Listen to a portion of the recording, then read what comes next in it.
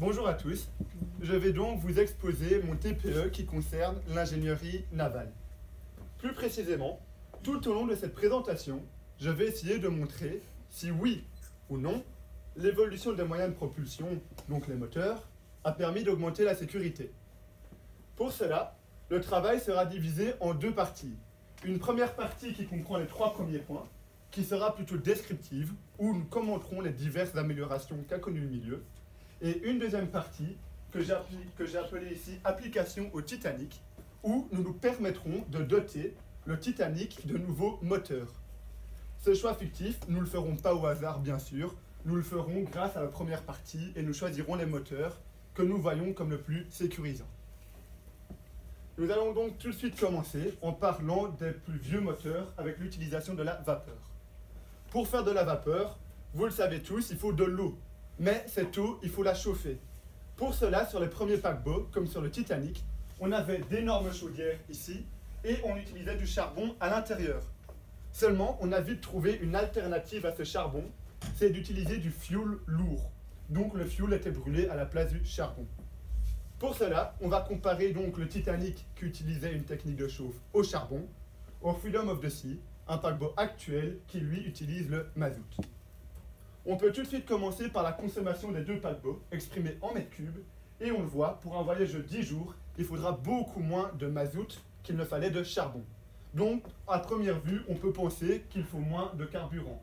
Par contre, attention, pour le Freedom of the Sea, le diesel est utilisé dans un moteur à combustion interne et non pour chauffer l'eau à proprement parler.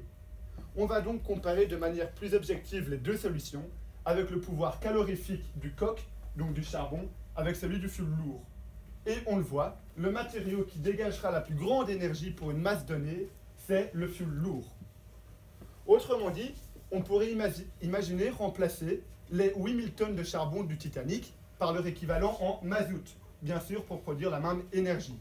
Et on le voit, on aurait alors un tonnage inférieur, donc une énergie cinétique inférieure, et donc un paquebot qui s'arrêterait plus vite avec une distance de freinage qui diminue. C'est, vous vous en rendez compte, un gros avantage pour la propulsion navale. On a en plus de ça le risque d'explosion qui disparaît. Le charbon présentait vraiment un risque important. Par contre, le mazout au-dessus de 70 degrés peut s'enflammer en présence d'étincelles. Maintenant, 70 degrés, c'est une température qui, globalement, on peut facilement surveiller. En conclusion, on aurait aussi une augmentation de la sécurité du fait de la réduction du volume réservé au carburant. On a donc une meilleure organisation structurelle. Ensuite, cette vapeur, elle doit être utilisée, convertie en énergie. Pour cela, on avait le premier type de machines, les machines alternatives à piston, que vous voyez ici. Et ensuite, nous avons une évolution vers des turbines à vapeur, que vous voyez de nouveau ici. On va de nouveau les comparer avec, dans un premier temps, la puissance massique. Les chiffres proviennent des machines du Titanic qui avaient une propulsion mixte, donc qui avaient une turbine à vapeur et deux machines alternatives. Et donc, on le voit, la turbine, pour une même masse, développera une plus grande puissance.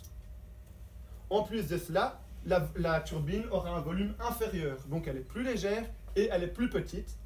Et enfin, elle est plutôt horizontale, et donc elle est plus facilement aménageable dans un paquebot qui a aussi une forme horizontale, alors que les machines à vapeur sont verticales et traverseraient des ponts successifs du navire, ce qui n'est pas avantageux du tout.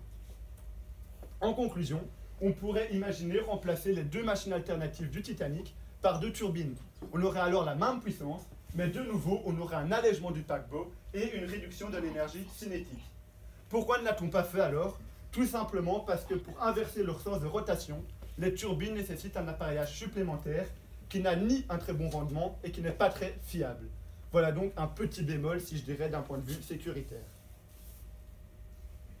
Ensuite, nous allons passer à la deuxième grande évolution, je vais dire, de la propulsion.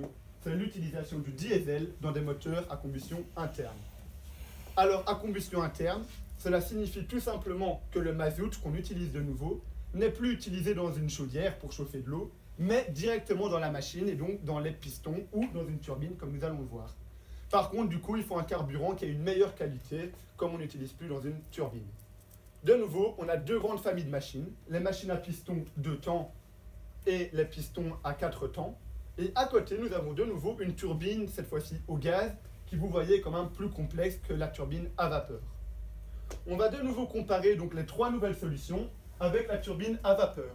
On retrouve de nouveau la puissance massique, et là on voit la turbine à vapeur est complètement dépassée, alors que la turbine au gaz développe vraiment une très bonne puissance pour une masse donnée. Par contre, d'un point de vue consommation, la turbine au gaz a une consommation importante, la turbine à vapeur encore plus, donc ça confirme qu'elle est complètement dépassée. C'est plutôt les diesels à piston 2 temps et dans une moindre mesure 4 temps qui tirent leur épingle du jeu, je vais dire. En conclusion, on a une augmentation de la puissance pour une masse qui n'augmente pas, qui a même tendance à diminuer. En plus de cela, un autre gros avantage à point de vue sécuritaire, c'est le temps de préchauffage. Il passe d'une dizaine d'heures pour un navire comme le Titanic à 2 à 5 minutes pour des turbines à gaz pour fournir une pleine puissance. En cas de démarrage d'urgence, c'est vraiment un gros avantage. Voilà ce qui va nous amener au dernier point, j'avais dire théorique, les moteurs électriques. D'abord leur fonctionnement de base, et ensuite, pour moi, une des plus grandes évolutions du milieu, le pod. Je vais tout de suite en parler, donc je vais d'abord expliquer les moteurs électriques qui interviendront. Un moteur électrique, ça nécessite 4 machines en plus. Il faut d'abord un moteur diesel ou mécanique, je viens d'en parler, un alternateur qui produit l'électricité, ensuite un redresseur qui va faire varier la fréquence, l'intensité du courant, et enfin le moteur électrique à proprement parler. Ces moteurs électriques, il existe 3 familles principales qui, en vérité, connaissent encore plusieurs subdivisions. Dans un premier temps, le moteur à courant continu. C'est davantage une très grande marge de manœuvre. Sa vitesse de rotation peut aller de 0 à 2000 tours par minute. C'est vraiment un gros avantage. Et on a une indépendance du couple et de la vitesse. Par contre, ces moteurs sont cantonnés à de faibles puissances à cause de leurs caractéristiques intrinsèques et de la résistance des matériaux utilisés. En plus de cela, si on les utilisait comme génératrices de courant, ils produiraient du courant continu, ce qui est très difficilement véhiculable et peu utilisé. Par contre, nous avons les machines synchrones qui, elles, sont résistantes. Elles peuvent être étanches. Sur un paquebot, vous vous en rendez compte, c'est très avantageux. Et surtout, elles produisent du courant alternatif. Donc, ce sont ces machines-là qu'on utilise pour la production électrique. Par contre, leur vitesse de rotation est au contraire des machines à courant continu, difficilement variable. Il faut faire varier la fréquence, ce qui nécessite des appareillages supplémentaires, coûteux et donc des spécialistes aussi dans la matière. Enfin, nous avons les machines asynchrones, mais que je ne vais pas développer car d'un point de vue sécuritaire, elles se rapprochent vraiment des machines synchrones. En quoi est-ce que ça aurait pu augmenter ou non la sécurité? Tout d'abord, on a la chaîne de propulsion qui est divisible. On a d'un côté les diesels et les alternateurs, et de l'autre le moteur électrique placé le plus près possible de l'hélice. On a donc une division des points névralgiques du paquebot.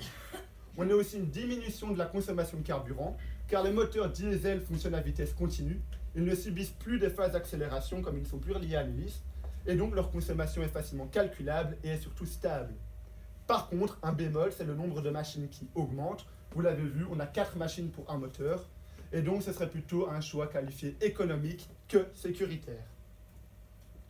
Par contre, une réelle application du moteur électrique, c'est bien le pod. Le pod, c'est quoi? C'est une nacelle qui est présentée ici, qui comprend le moteur électrique de propulsion et l'hélice. Cette nacelle est placée sous la coque du navire, et surtout, elle est orientable sur elle-même. Ce qui veut dire que, comme elle est orientable, on a une suppression du gouvernail, et en plus, on a une meilleure manœuvrabilité. En plus de ça, on a aussi un meilleur hydrodynamisme que si on avait des simples hélices, entre guillemets. Par contre, on a 2 petits désavantages. Premièrement, si vous avez une réparation à faire sur un pod, vous ne savez pas la faire en pleine mer, vous devez repasser en cale sèche. Et aussi, on a le risque de collision qui est accru. Un pod peut faire jusqu'à 5 mètres en plus du tirant d'eau. Donc une collision avec des baleines, ça peut arriver, ou des bancs de sable, et donc qui pourrait presque arracher le pod, ce qui est bien sûr dangereux et qui créerait de grandes voies d'eau. Voilà ce qui termine la partie plutôt historique. Nous allons maintenant passer à l'application à proprement parler. Tout d'abord, 3 données qui vont nous être utiles: la vitesse, la masse, le nombre de victimes, qui ne sera pas utile, mais par respect, je trouvais important de le donner.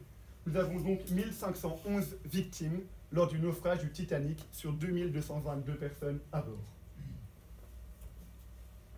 Les moteurs choisis, comme je l'ai laissé supposer, ce sont bien des pods, donc c'est nacelle orientable. Moteur électrique, donc on a une série d'appareils en plus des diesel alternateurs et des turbines. On peut calculer alors une consommation pour 10 jours qui est de 2000 tonnes de fuel. Rappelez-vous, nous venons de 8000 tonnes de charbon à bord du Titanic. Nous avons donc bien une réduction de la masse des paquebots, comme je l'avais laissé supposer. On a donc vraiment le calcul précis de la nouvelle masse qu'aurait le Titanic. On supprime donc tout ce dont on n'a plus besoin, les chaudières, l'ancien gouvernail, les hélices, les turbines. Par contre, on doit y mettre la nouvelle machinerie et la nouvelle masse de fuel. Nous avons donc un nouveau Titanic, un Titanic 2.0 de 42 000 tonnes au lieu de 52 000 tonnes. C'est une réduction d'un tonnage de 10 000 tonnes, ce qui est vraiment important. Maintenant, le calcul de la distance d'arrêt. Celui-ci repose sur l'énergie cinétique calculée ici, ainsi que sur la puissance fournie par les moteurs. Si nous multiplions la puissance des moteurs par un temps, nous obtenons une énergie, et je considère que cette énergie doit équivaloir à l'énergie cinétique calculée ici. Mais nous pouvons donc isoler le temps que nous avons. Nous trouvons l'accélération par la formule du MRUA, la distance d'arrêt, qui est de 501 mètres. Ce que je n'ai pas dit, c'est que le Titanic, au moment de la collision, on estime que la distance était de 500 mètres lorsqu'il a repéré l'iceberg. Autrement dit, les ingénieurs, les scientifiques, les mécaniciens, qui se sont quelque part battus, qui ont fait des recherches pour faire évoluer le milieu, ne l'ont pas fait que pour leur gloire, que pour la puissance, que pour la vitesse. Non, ils l'ont aussi fait pour notre sécurité. Et donc, si on peut prendre le paquebot de manière presque complètement sécuritaire de nos jours, c'est en partie grâce à eux. Maintenant, dans mes calculs, j'ai fait des approximations, c'est vrai, mais ce nombre reste pour moi quand même assez important. Je pourrais donc conclure en disant que oui, l'évolution des moyens de propulsion des paquebots a bien augmenté la sécurité. Je vous remercie tous et toutes pour votre attention.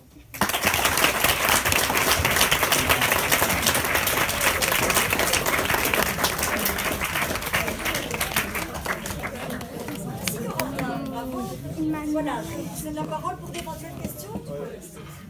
Monsieur Dardenne, félicitations pour l'exposé, qui est du même niveau que le texte, très bien structuré, très professionnel, bravo. J'imagine que vous allez vous inscrire comme ingénieur, ça ne fait pas l'ombre d'un plus. Approche très originale, à la fois tout cet aspect calcul, très ingénieur, et puis mettre le Titanic, ce qui permet de mettre les choses en perspective. J'ai trouvé ça très malin. D'où vous est venue cette idée? Tout simplement, depuis que je suis tout petit, je dirais quasiment 5-6 ans, j'ai vu le film Titanic.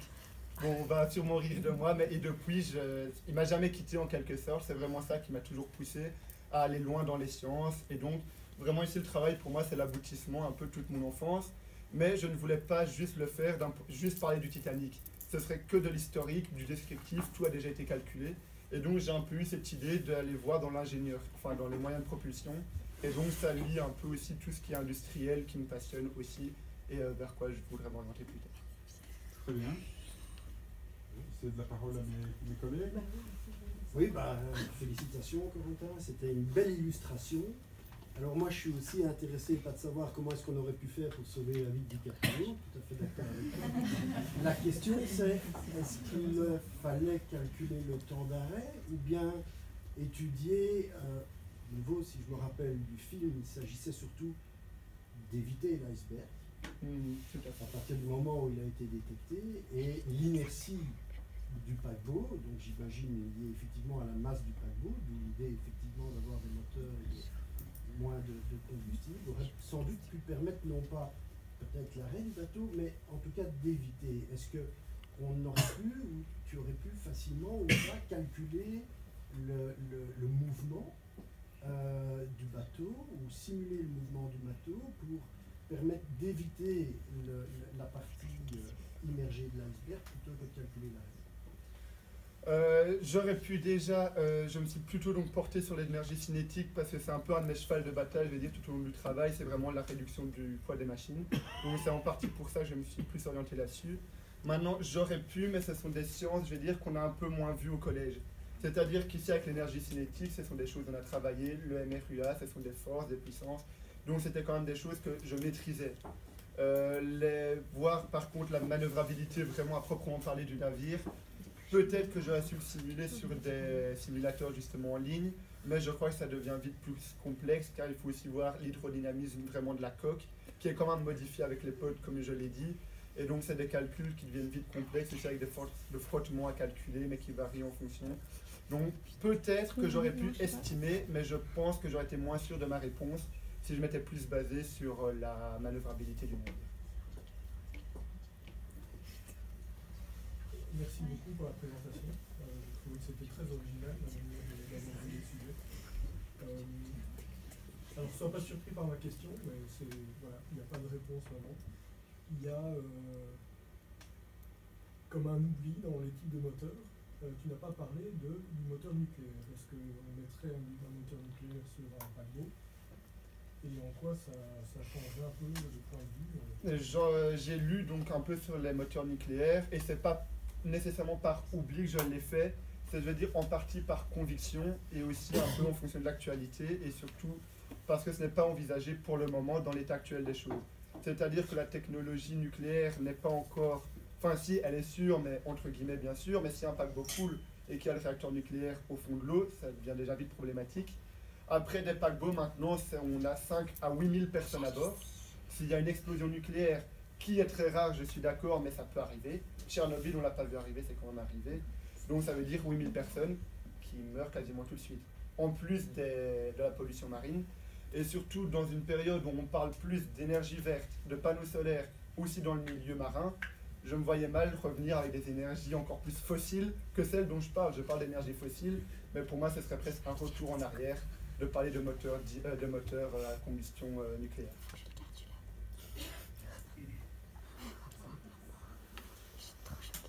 Pour enchaîner sur la question, énergie solaire. Ah oui, désolé. Et la dernière, je vous promets.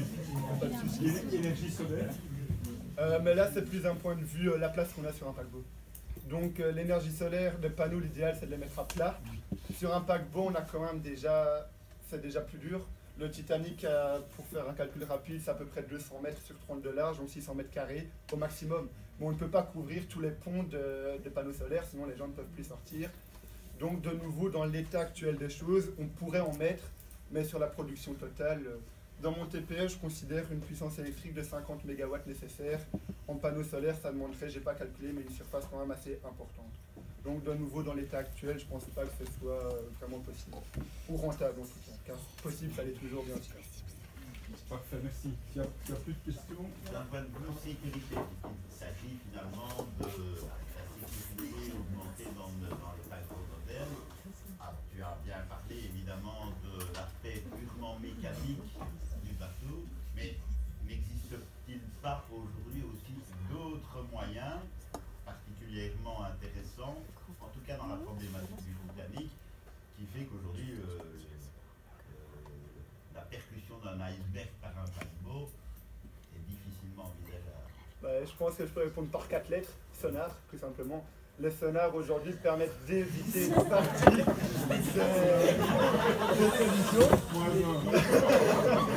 Mais il n'y a pas que ça, Bon, je ne vais pas rentrer dans les détails, mais le Titanic, ils n'avaient pas de jumelles. Les 2 veilleurs qui étaient dans le nid de pile n'avaient pas de jumelles, c'était une nuit noire, on ne voyait pas. Aujourd'hui, on a des caméras infrarouges qui sont de plus en plus puissantes. Et donc ça, bien sûr, l'évolution à côté du mécanique a aussi, et peut-être de manière plus prépondérante, augmenté la sécurité. Je suis entièrement d'accord. Il y a aussi les techniques de soudure qui ont changé. Avant, on avait du rivetage qui était parfois encore manuel, puis mécanique, mais maintenant on a des soudures qui sont d'encore meilleure qualité et qu'on peut scanner pour regarder même les micro-fissures. Et donc c'est vraiment à la pointe sur le moment. Parfait. Merci.